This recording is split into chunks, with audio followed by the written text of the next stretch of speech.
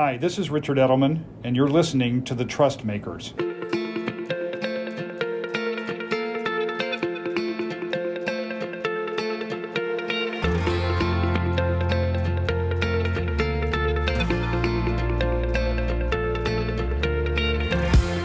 Hello, everyone. I'm Jackeline Stewart-Hawkins, Executive Vice President and Head of Multicultural Communications at Edelman. This week, we will be discussing findings from our latest 2022 Edelman Trust Barometer Special Report, Business and Racial Justice in America. To discuss the report, I am joined by Janet Murguía, President and CEO of UnidosUS, the largest Hispanic civil rights and advocacy organization in the U.S. Janet is an iconic civil rights activist who has spent her career in public service fighting for the Latino community. We are so excited to have her on. I'm especially honored because I started my career working for Janet back when UnidosUS was the National Council of La Raza. This is a full circle moment for me, and I am so excited to have this conversation. Janet, welcome to Trust Makers. Let's get started. Appreciate the chance to be with you. Thank you for the invitation. Thanks for coming on. You know, we really view your role in the community as not only advancing civil rights and racial justice for the Latino community, but just being a beacon overall. So that's why we think it's important for your perspective here. Our new Trust Barometer Special Report, Business and Racial Justice in America, shows that awareness to racism is on the rise in the US. People from Latino, Black, and API communities are increasingly fearing racism at 67% of our respondents, right? That's an overwhelming sort of majority. What do you make of the juxtaposition of greater general awareness, yet greater fear among people from multicultural communities?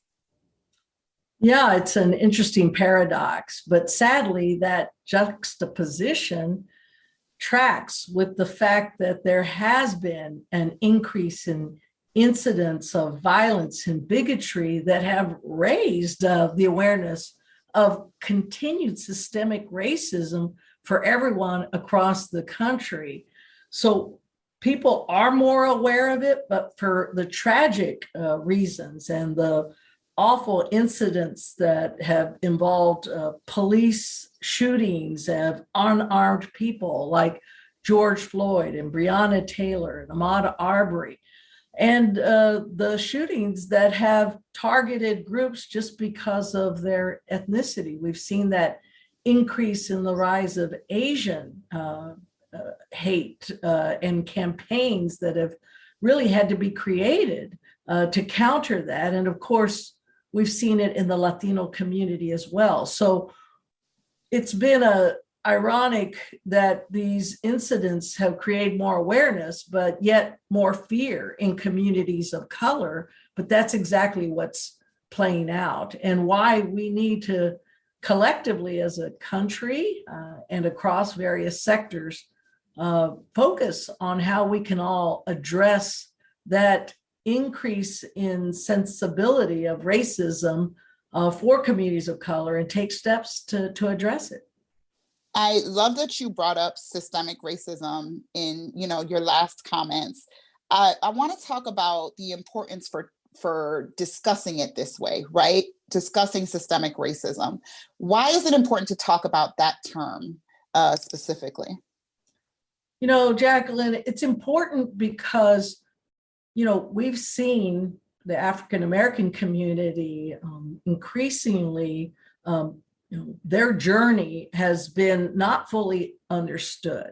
And, these incidents have really reflected underlying issues in our systems.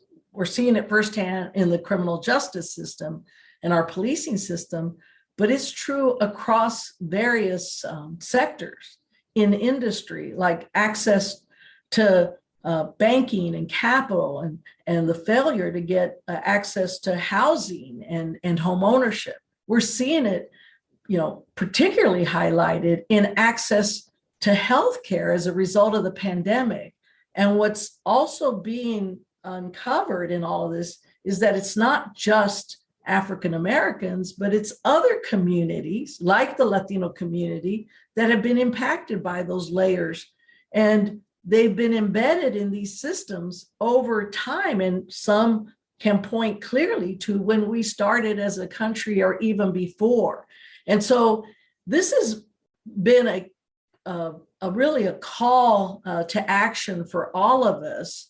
The tragedies that have emerged have allowed us to not only look at those incidents, but to look back at our history and how we've evolved and what we have failed to acknowledge. I mean, whether it's being a woman, whether it's being people of color, whether it's the Native American community, all of these communities have had different systemic barriers in these different sectors placed, and we're only now being able to kind of rally everyone to look in a harsh truth at what our history has been and the work we still need to do to address those barriers across various sectors and industries.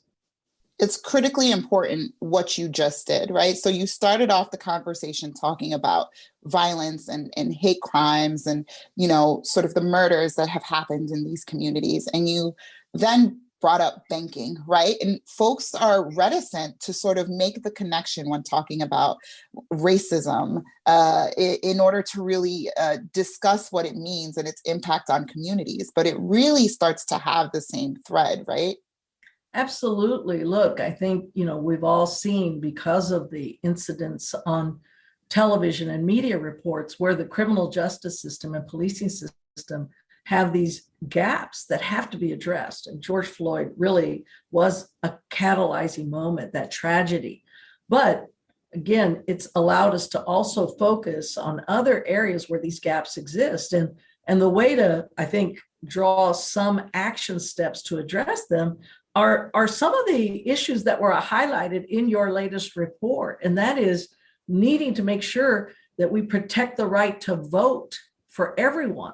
The barriers in access to our very basic democracy are in jeopardy right now. We're seeing actions taken that are allowing us to backslide as a country when it comes to our underpinning of our democracy and having the right to vote.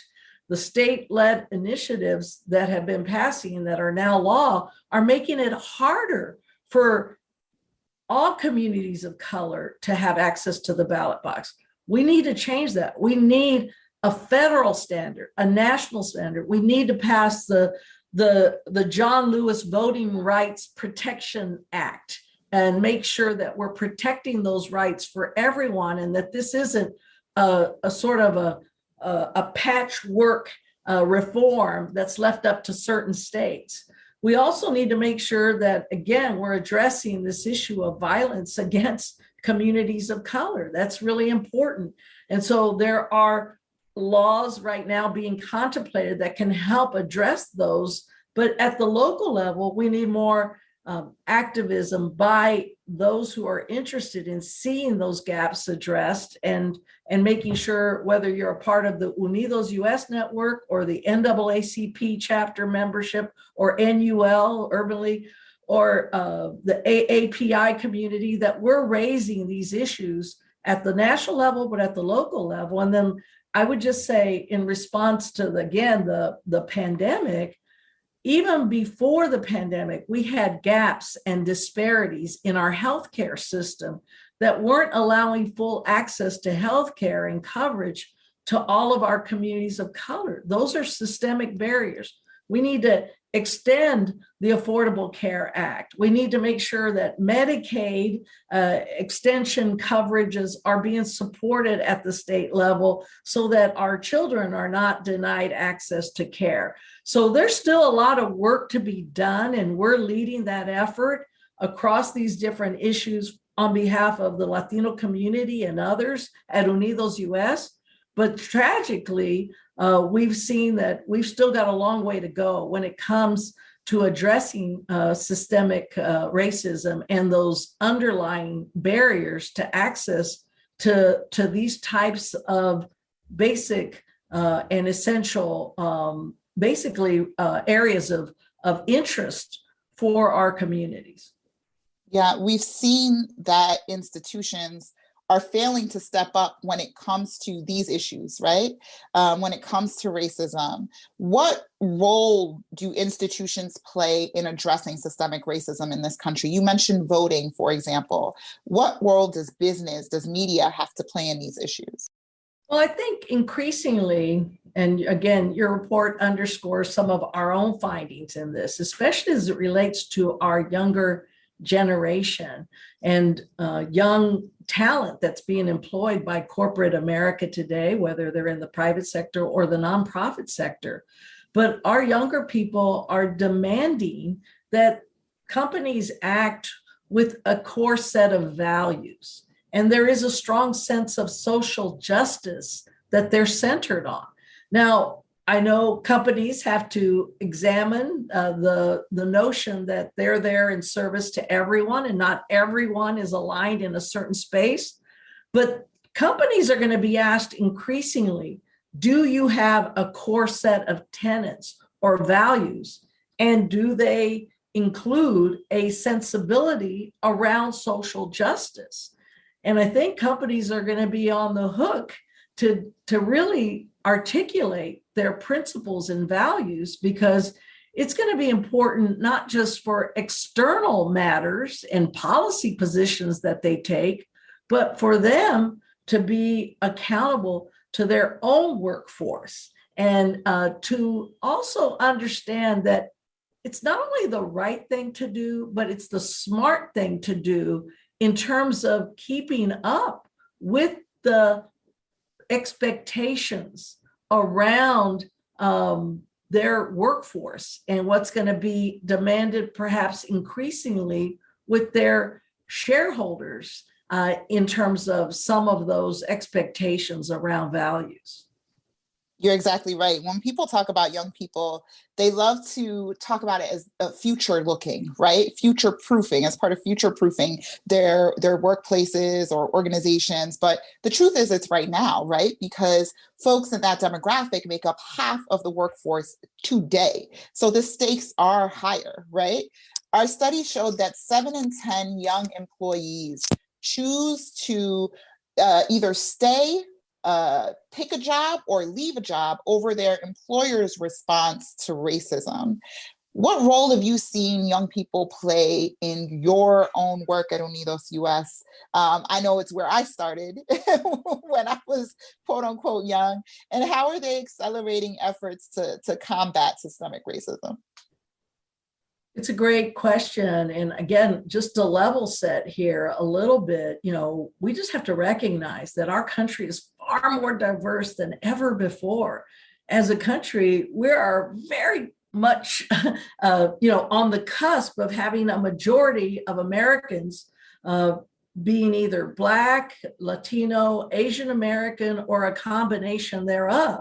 We know that 1 in 5 Americans are now Latino, but for those under the age of 18, it's 1 out of 4, and that 93% of those are US citizens.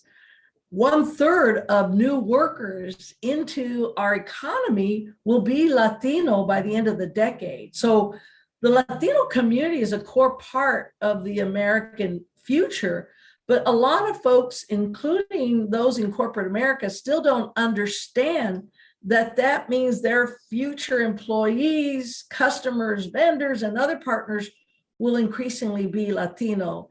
And our research has shown that diverse companies do better when it comes to the bottom line.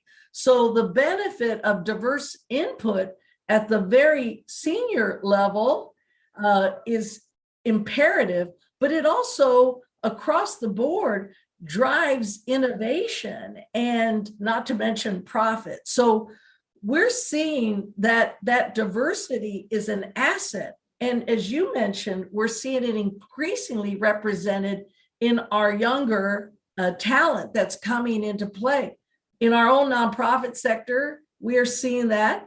And it's driving for us to have reflective conversations, to step back and think about, how do we need to reset in terms of our being representative of fully of the Latino community the race equity issue is something that came up front and center.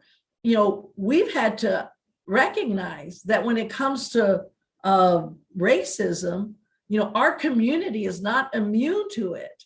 And we have to talk about anti-Blackness in the Latino community.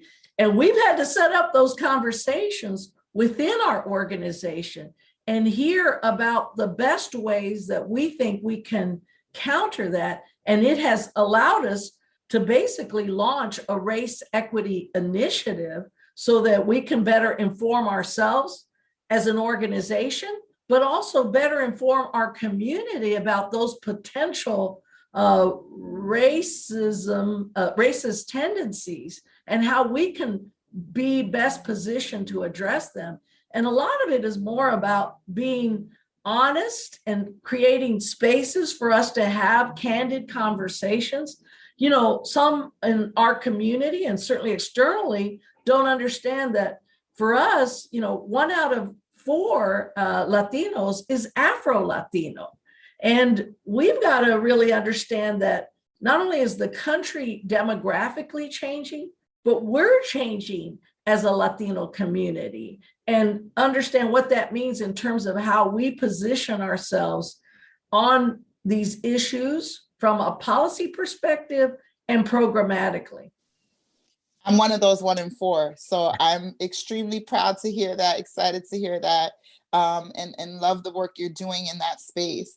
How do you view intersectionality playing into all of this, right? When we're talking about the diversity of the Latino community, this is a community that I feel like could be the tide to start lifting all boats, because there's a little bit of everything in the Latino community, right? You're absolutely right. And it's one of the reasons why, in part, we chose to change our name after our 50th milestone anniversary as an organization. As you know, we used to be the National Council of La Raza, NCLR.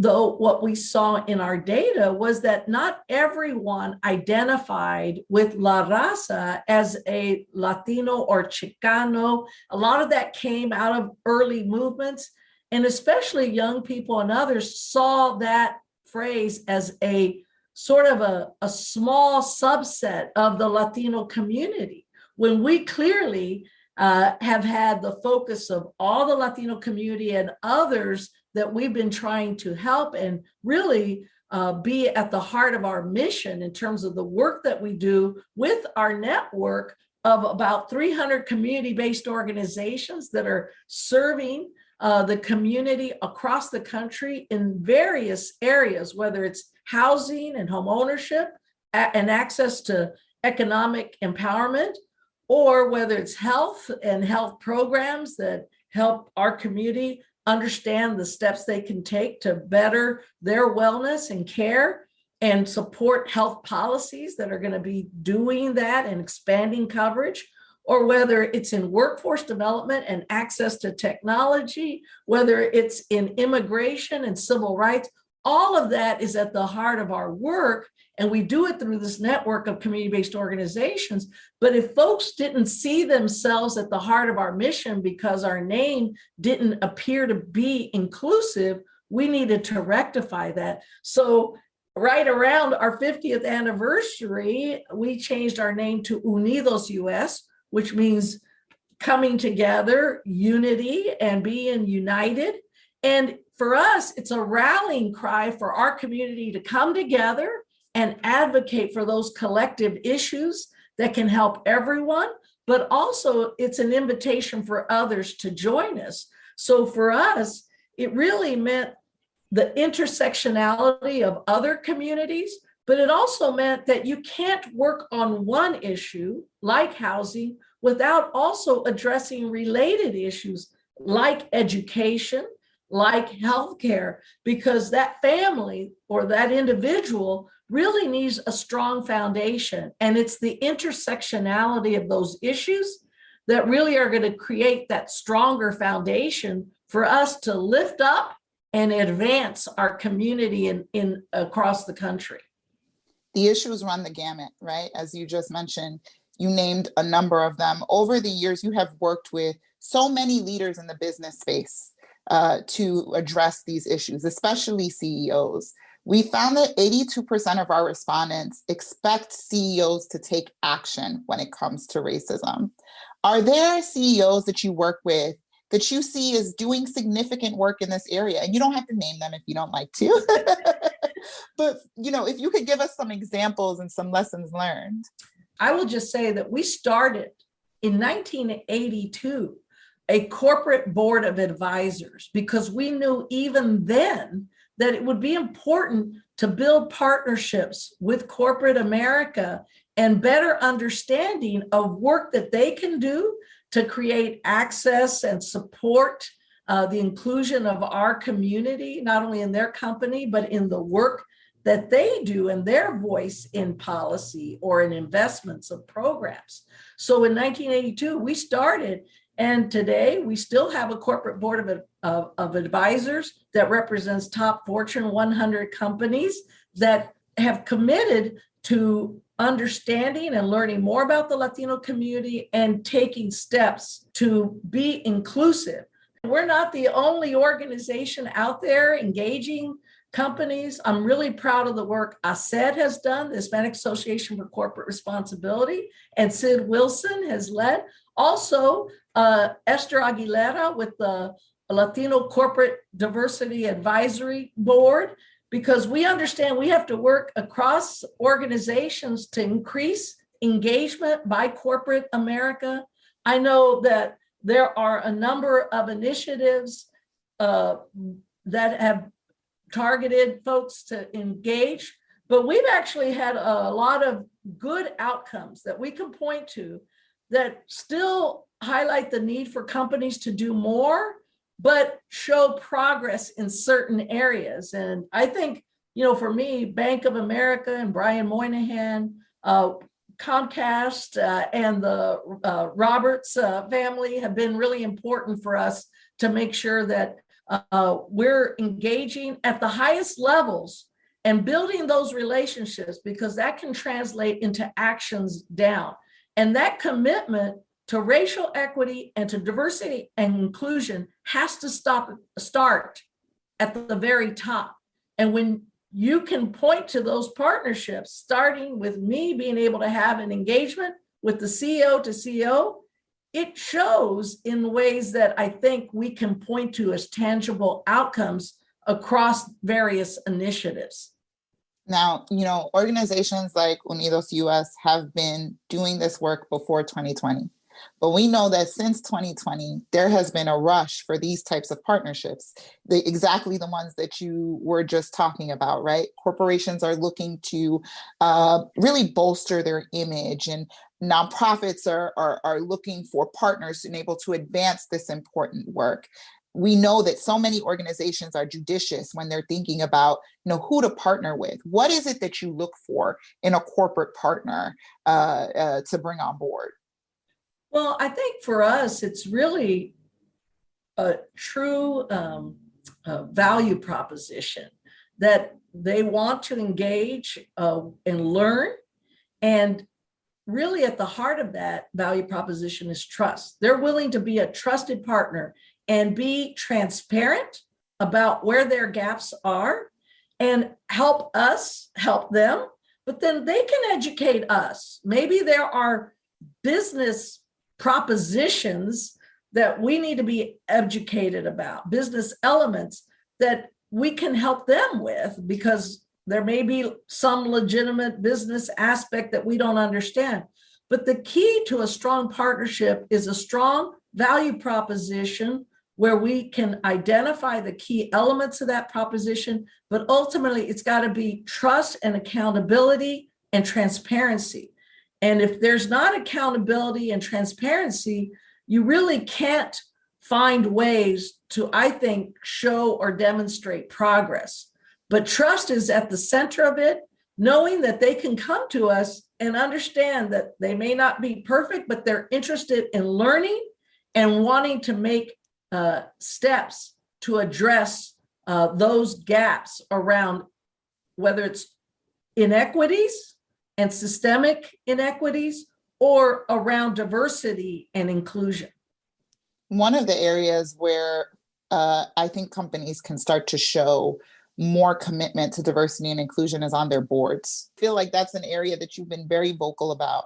Can you speak to that lack of representation that we see at that level and what the implications are of that lack of diversity?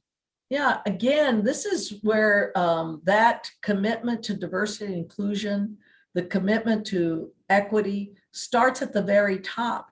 And so that means the C-suite, the mid-level officers of these companies and executives must reflect that diversity. But if the board itself is not diverse, it's really hard to really get the perspective of what of the consumers or the workforce that you want to represent. We already talked about how that all has changed demographically in the US. You want to be informed by those individuals who have had that experience and understand it. Of course, they bring other talent and other assets, but it needs to be guided in real ways by folks who have had that experience and can inform the company of those needs and gaps as they've been seen and help them address them.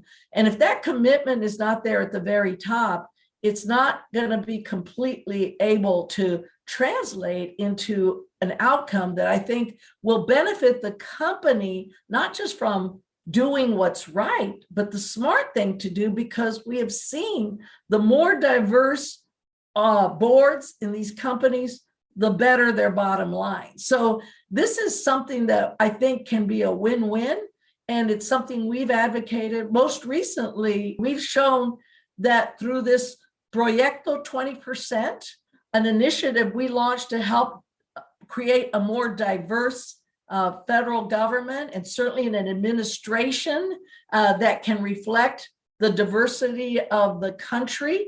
We have a group of organizations that have come together to support Proyecto 20% and really have a goal of seeing representation, not just in the cabinet, but in the sub-cabinet of the government and also in other appointments that are made. I think we're seeing some success in that role, but we've had to bring credible, qualified candidates and have established a database.